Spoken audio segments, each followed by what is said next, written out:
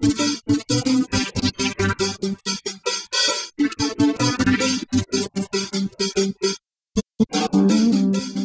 po ako sang-ayon dun kasi po, pagka po nakikita po ng mga ibang bata po yung ganong mga sitwasyon, syempre po ginagaya rin po nila yung mga ganon. Tsaka ano po dapat po yung mga ganon lang po, allowed lang po sa mga married na po, hindi po yung para sa mga teenagers pa lang po na nag-aaral pa. Kasi po baka po mapabayaan nila yung pag-aaral.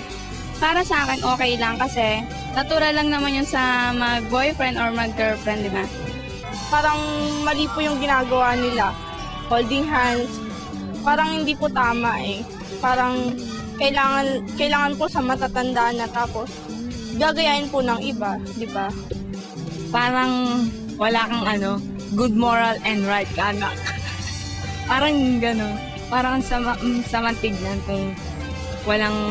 kung nasa public mo ginagawa. Palagay ko, iba na kasi panahon ngayon Hindi. Kasi, malay mo kung friends lang sila, tapos yung ibang tao tingin nila mag-boyfriend or mag-girlfriend na, di ba? Tapos yung iba, malay mo, sila na talaga, kung legal naman yun, syempre hindi naman masama, di ba? Masama. Bakit?